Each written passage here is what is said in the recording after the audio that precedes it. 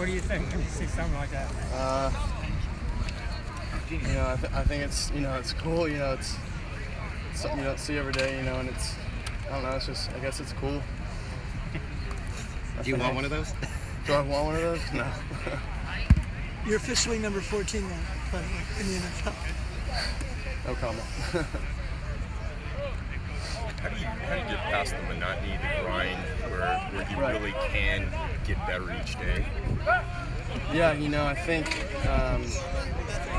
my coaches do a great job of coaching us, and when I see them continue to install just day 2, day 3 stuff, and see them do it, and see them go through it, it kind of pushes you as a player. And yeah, it can be monotonous at times, but at the same time, you just gotta stay with the process, and that's what we always say here. It's part of the process. You're gonna go through times like this, and they're great for the team.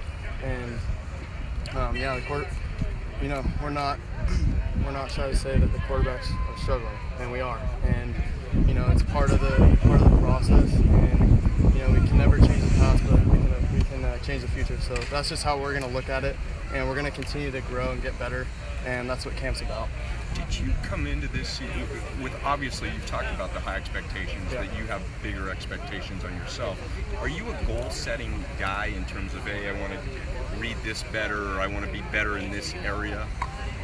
Yeah, I definitely have some focuses, but at the same time, you want to just continue to do what you did last offseason and build off of that, and then whatever tips and whatever I guess just whatever tips, whatever advice comes your way, then take that, run with it, and just continue to build off of what we did last year, and also just go through, day 2, day 3 install, and just continue to grind it out. What did you think about Rojo's catch? Yeah, it was awesome. I was talking to him over there. I was like, yeah, you're bringing in your inner Des Bryant. He loves the Cowboys. So no, it was cool to see him catch a ball like that, and it's awesome whenever anyone can make a play like that. Ball ends up on the ground, kind of scrambling, and he's one-on-one with a guy, just kind of gave him a shot, and he made a play. So it was awesome to see. Defensive guys, a couple of them said Rojo? Yeah. Did you hear that over on your end too? Yeah.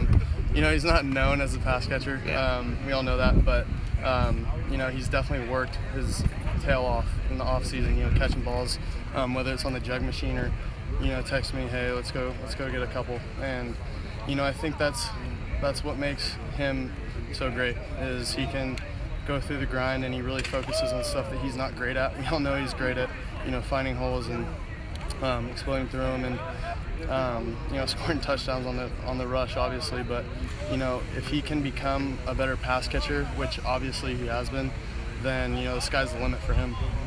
What do you take away from practice like Monday when you threw 3 interceptions?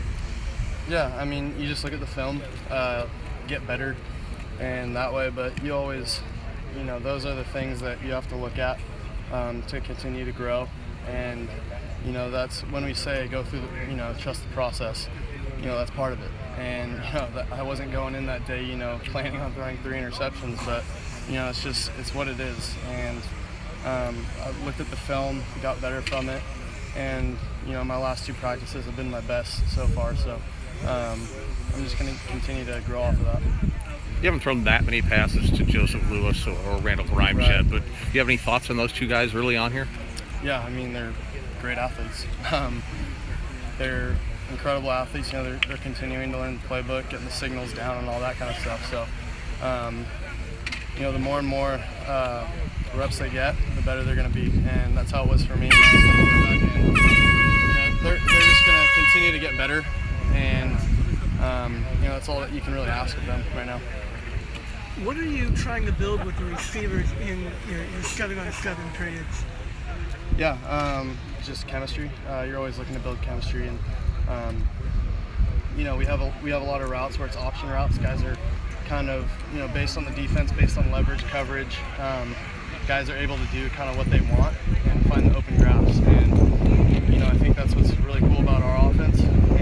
But it also, if some guy breaks a different way than what you're planning on throwing, or different from what you see, then you can run into trouble there. But that's part of the process. It's part of part of the grind, and we're going to continue to figure those things out. And then 7-on-7, the receivers did a great job of finding the green grass, and the coaches dialed up some great plays. And again, just going to continue to build off of it. When there's a broken play, we see you find Burnett a lot of the time. Yeah. Is there another guy that you feel like you're trying to get there with, or that you've gotten about? Right. About I'm not no one in particular. Me and Deontay, we've worked with each other now for like 3 years, so we just kind of have that connection. But as you continue to practice, we continue to practice and get reps with everyone, that'll just come naturally, and it'll be fun to watch us this season because of it. Are some of the catches that Deontay makes, is it just normal to you, really not that big a deal, or are some of them even you kind of go, wow, that was pretty damn impressive? Yeah, a lot of it's sometimes some of the stuff is standard, even as great catches, but some of them you can kind of just sit back there and go, wow, I don't know how he caught that, because I'll try to fit it in a tight window and it looks like he's not going to be there, and all of a sudden his long arms come up and grab it out of the air. So yeah, some of them you just kind of sit back and go, wow. Others, that he's capable of making play.